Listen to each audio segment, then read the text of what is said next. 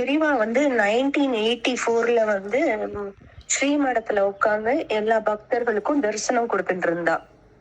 தரிசனம் கொடுத்துட்டு இருக்கும்போது பெரியவா பக்கத்துல எப்பவுமே இருக்கிற சந்திரமௌலி மாமாவும் ஸ்ரீகண்டன் மாமாவும் அவங்க பக்கத்திலேயே நின்னுட்டு வரவா எல்லாரையும் ஒவ்வொருத்தரையா அவ சொல்றத வந்து பெரியவாளுக்கு சொல்றா. பெரியவா வந்து அவளுக்கு வந்து என்ன தேவையோ அது இவ சில பேருக்கு பூ கொடுக்குறா, சில பேருக்கு பழம் கொடுத்து ஆசீர்வாதம் பண்ணி அனுப்பின்னு இருக்கா. இது வந்து தூரத்துல இருந்து ஒருத்தர் என்ன பண்றாரு, ஒரு 5 வயசு குழந்தை அந்த குழந்தைய வச்சுட்டு அழுதுன்னு இருக்காரு. அவர் வந்து ஒரு பக்கம் அழுதுன்னு இருக்கார், குழந்தை அங்க வந்து அவ அப்பா கைய பிடிச்சு அங்க நின்னுட்டு இருக்கு. பெரியவா பாத்துட்டா. பார்த்தோன்னே என்ன பண்றா, ஃபர்ஸ்ட் இனிஷியலா வந்து பெரியவா பார்த்துட்டு அப்புறம் ஒன்னும் சொல்லல, திருப்பி எல்லாருக்கும் கொடுத்துட்டே இருக்கா. அப்புறம் ஒரு ஸ்டேஜுக்கு மேல பெரியவா வந்து சந்திரமௌலி மாமாவை கூப்பிட்டு, நீ போய் என்ன ஏதுன்னு கேட்டுன்னு வா அப்படின்னு சொல்ற. சந்திரமௌலி அது பெரியவா வந்து அந்த குழந்தை மேல ஒரு பார்வை அப்படியே வச்சுட்டு இருக்கா. சந்திரமௌலி மாமா வந்து அங்க போறாரு. போயிட்டு அந்த இவர்கிட்ட கேக்குறாரு, நீங்க யாரு, எங்கேருந்து வந்தேன், என்ன ஆச்சு, ஏன் இப்படி அழறேன்னு பெரியவா கேக்குறா அப்படின்னு சொன்னோடனே அவர் சொல்லியிருக்கார், நான் ஒரு வாத்தியாரா இருக்கேன். இது வந்து என்னோட குழந்தை, இதுக்கு 5 வயசு. திடீர்னு உடம்பு சரியில்லாம போயிடுது. டாக்டர் கிட்ட கூட்டின்னு போனோம்னா, அதுவும் ரொம்ப காலத்துக்கு முன்னாடி நடந்த விஷயம். இது மெடிக்கல் அட்வான்ஸ்மெண்ட் இல்லாத இருந்தப்போ இந்த குழந்தைக்கு வந்து ஹார்ட்ல வந்து ஹோல் இருக்குன்னு சொல்லிட்டா. நான் அந்த இதை பண்ணாலும் ஒரு காம்ப்ளிகேட்டட் சர்ஜரியா தான் இருக்குமே தவிர இதுல ஒன்னும் இந்த குழந்தைய காப்பாத்த முடியாதுன்னு சொல்லிட்டா. நான் பெரியவாள்கிட்ட வந்ததுக்கு காரணம் என்ன அப்படின்னு சொன்னோம்னா, இந்த குழந்தைக்கு வந்து முடியாதுன்னு சொன்ன அந்த சர்ஜரிய பண்றதுல எனக்கு இஷ்டம் கிடையாது. பெரியவா காலடியிலேயே அந்த குழந்தை போட்டோன்னு நான் சொல்றதுக்கு வந்திருக்கேன் அப்படின்னு சொன்ன உடனே அவர் போய் பெரியவாட்ட சொன்ன உடனே பெரியவா திடுக்கிட்டு அந்த வாத்தியார பாக்குறாளாம். பார்த்துட்டு அவரை கூப்பிட்டு இங்க வா அப்படின்னு சொல்லி அவரை கூப்பிடுறா. கூப்பிட்டோடனே அவர் வந்து போன உடனே பெரியவாளை பார்த்தோன்னே அந்த காமாட்சி முகத்துல இருக்கிற தீட்சணியத்தை பார்த்தோன்னே உள்ள வச்சிருந்த எல்லாம் உடஞ்சு ஓன்னு அழறாரு அவர். ஏன் அழற, என்ன ஆச்சு சொல்லு அப்படின்னு சொன்னோடனே அவர் சொல்றாரு, இந்த மாதிரி பல ஹாஸ்பிட்டல்ல போய் நிறைய டாக்டர்ஸ பார்த்தாச்சு, இந்த குழந்தைக்கு வந்து இந்த மாதிரி இருக்கு. ஏன் ஹோல் ஹார்ட்டடா இல்லையா, ஹெச்ஓ இல்லையா, அவர் வந்து விளையாடுறா பெரியவா, WHO வச்சுட்டு அப்படி இல்லையா, ஹெச்ஓ இல்லையா இருக்கா அப்படின்னு சொன்னோடனே ஆமா பெரியவா அப்படின்னு சொல்றாங்க. சரி, இப்போ ஸ்ரீகண்டனை கூப்பிட்டு நீ உள்ள போய் ஒண்ணு பண்ணு, அங்க மாம்பழம் இருக்கு பத்தியா, அந்த மாம்பழத்தை எடுத்துன்னு வந்து ஒரு கதுப்புல வந்து அந்த குழந்தைக்கு நறுக்கி ஒரு கதுப்பை கொடு அந்த குழந்தைக்கு அப்படின்றாராம் பெரியவா. சரி, அவரும் போய் எடுத்துன்னு வந்தோடனே கொடுத்தனே இதை சாப்பிடு, உனக்கு எல்லாம் சரியா போயிடும் அப்படின்ட்டு நீ என்ன வேலை பாக்குற அப்படின்னு கேக்குற. அவர் சொல்றாரு வாத்தியார் அப்படின்னு. நீ வாத்தியார் வேலை மட்டுமா பாக்குற, இன்னொரு வேலை கூட நீ பாத்துட்டு இருக்கல்ல அப்படின்ற. ஆமா பெரியவா, அது வந்து எங்க பரம்பரையில நாங்க நகைக்கடை வச்சுட்டு இருக்கோம், வைரம் தங்கம் எல்லாம் வந்து விக்கிற இது. சாயங்காலத்துக்கு மேல நான் அங்க போய் அந்த இடத்துல உட்காந்து வேலை பார்ப்பேன் அப்படின்னு. அப்ப அவர் சொல்ற, இங்க பாரு, ஒரு வியாதிக்கு கர்ம வினைதான் காரணம். கர்மா போகணும் அப்படின்னு நம்ம நினைச்சோம்னா தானம் தர்மம் பண்ணணும். எத்தனை முன்னாடி குழந்தைங்க பாவம் ஒரு தாலிக்கு கூட வழி இல்லாம இருக்கா இல்லையா, அவளுக்கு நீ வந்து 108 தாலி பண்ணி எடுத்துன்னு வந்து அந்த மாங்கல்யத்தை இங்க கொண்டு வந்து வைப்பியா உன் குழந்தைக்கு சரியானோன்னே அப்படின்ற. அவ சொல்றா, பெரியவா கண்டிப்பா நான் பண்ணுவேன் பெரியவா, இது நான் உங்களுக்கு கொடுக்குற வாக்குன்னு. நீ ரொம்ப நல்ல மனுஷன், கிளம்பி போ அப்படின்னு சொல்லி பெரியவா வந்து இது பண்றா. அவரும் குழந்தைய கூட்டின்னு போற. சர்ஜரி டேட் அன்னைக்கு வந்து டாக்டர்ஸ் எல்லாம் ரெடியா இருக்கா. டாக்டர்ஸ் எல்லாம் ரெடியா இருக்கணும். முன்னாடி ஸ்கேன் எல்லாம் அந்த இதெல்லாம் பண்ணி பார்க்கும்போது அந்த ஹார்ட்ல வந்து ஹோல் கிடையாது, எல்லாமே நார்மலா இருக்கு. அவளுக்கு ஒண்ணுமே புரியல, இது என்ன மிராக்கிளா இருக்கு அப்படின்ட்டு. அவ எங்க போனா என்ன ஏது எல்லாம் அந்த டாக்டர்ஸ் எல்லாம் கேக்குறா. இவர் எல்லா விஷயத்தையும் சொல்றா. அவ வந்து அதுக்கு சர்காஸ்டிக்கா ஏதோ ஒரு இது சொல்றா. பிகாஸ் டாக்டர்ஸ் கிட்ட இருந்து நம்ம வந்து எப்பவுமே அதை எதிர்பார்க்க முடியாது. சில பேர் இந்த காலத்திலயும் டிவைனா இருக்கா, ஆனா இந்த இதெல்லாம் ஃபாலோ பண்றா. டிவைன் சொல்லக்கூடாது, நம்பிக்கை இருக்கிறவாலும் இருக்கா. ஆனா அப்ப என்ன ஆச்சுன்னா, இவர் வந்து சொன்னத சில பேர் நம்பினா சில பேர் நம்பல. அப்புறம் இவருக்கு ஒரே சந்தோஷம், அப்ப ஆபரேஷன் வேண்டான்னு சொல்றேல அப்படின்னா, ஆபரேஷன் எல்லாம் ஒண்ணும் வேண்டாம் அப்படின்னு சொல்லிட்டு டாக்டர் சொல்றாரு, இவன் இந்த குழந்தை இனிமே நார்மலா இருக்கலாம்னு. இவருக்கு வந்து ஆனந்தம் தாங்க முடியல. பெரியவா சொன்ன மாதிரி திருமாங்கல்யத்தெல்லாம் பண்ணி எடுத்துன்னு போனேன்னே சொல்ற. இனிமே நீ குட் ஹார்ட், நீ உன் குழந்தையும் குட் ஹார்ட். இனிமே அந்த ஹார்ட்டுக்கு எந்த ஒரு ப்ராப்ளமும் இருக்காது. இனிமே அது HOLEயா இருக்காது, WHOLEயா இருக்கும். ஹோல் ஹார்ட்டடா இருக்கணும் அப்படின்னு சொல்லிட்டு சிரிச்சுன்னே சொல்றா. இப்ப வந்து பெரியவா இதெல்லாம் பண்ணி மாம்பழம் கொடுத்து இதெல்லாம் வந்து எல்லாருக்கும் தெரிஞ்சு போயிடுறது. அப்புறம் பெரியவா சித்தி ஆயிடுறா. சித்தி ஆன உடனே அந்த குழந்தை வந்து கொஞ்சம் நல்லா வளர்ந்த உடனே அந்த குழந்தைக்கு வந்து ஒரு நல்ல இடத்துல வந்து நிச்சயம் ஆறுது. நிச்சயம் ஆன உடனே அங்கேருந்து அவர் என்ன பண்றாருன்னா, நேரா வந்து ஃபர்ஸ்ட் அந்த இன்விடேஷனை வந்து அதிஷ்டானத்துல வைக்கிறார்.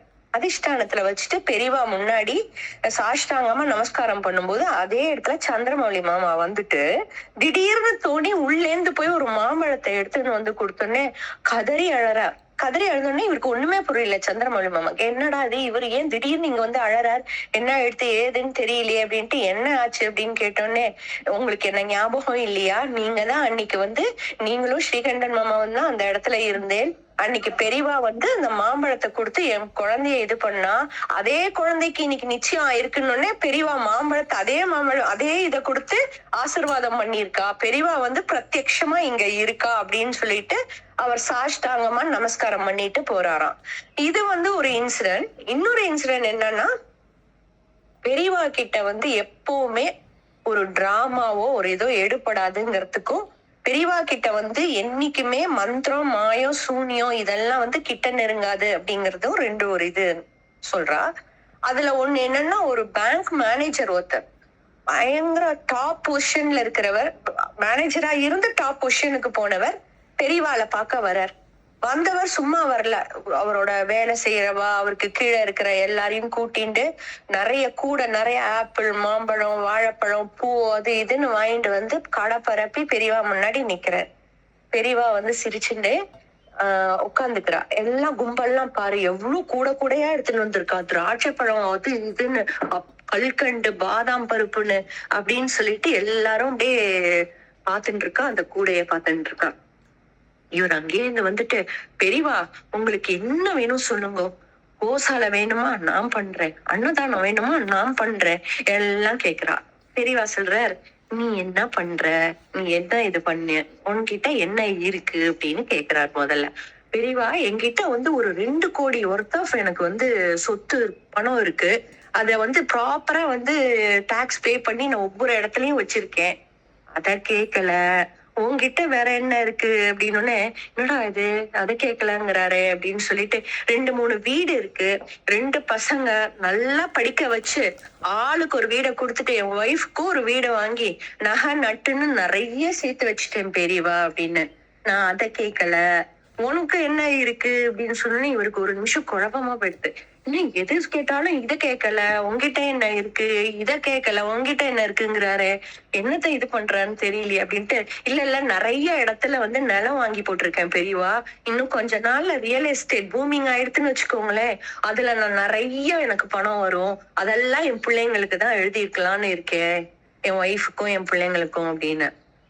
அப்ப கேக்குறா பெரியவா, நான் திருப்பியும் கேக்குறேன், உனக்கு என்ன அப்படின்னு. இவருக்கு ஒண்ணும், பெரியவா நீங்க சொல்றது எனக்கு ஒண்ணுமே புரியல, என்கிட்ட இருக்கிற எல்லாத்தையும் உங்ககிட்ட நான் வந்து ஒப்பிச்சுட்டேன், இதுக்கு மேல என்கிட்ட இல்ல, இது அத்தனையும் உனக்கா வரப்போறது, நீயா வச்சுக்க போற, இப்பவே நீ வந்து எல்லாத்தையும் எழுதி வச்சுட்ட, உன் பிள்ளைங்களுக்கு, உன் மாட்டு பொண்ணுக்கு, உன் மனைவிக்குன்னு, உனக்குன்னு என்ன வச்சுட்டு இருக்கேன்னு நான் கேட்டது இந்த மாதிரி பொருட்கள் எல்லாம் கேட்கல.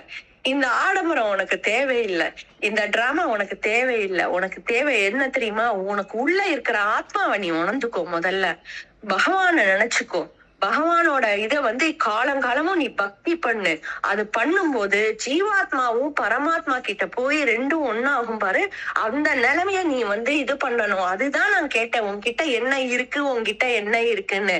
நான் உன்கிட்ட என்ன இருக்குன்னு கேட்டது இந்த அற்ப பொருள் எல்லாம் கேட்கல, இது எதையுமே நீ அனுபவிக்க போறது கிடையாது. அதனால நீ எப்பவும் சதா சர்வமும் பக்தியிலேயே இருக்கணும், உன்னோட ஆத்மா வந்து எப்பவுமே பியூரா இருக்கணும் அப்படின்னு சொல்லி பெரியவா சொன்னோன்னே அவருக்கு கண் கலங்கி போச்சு.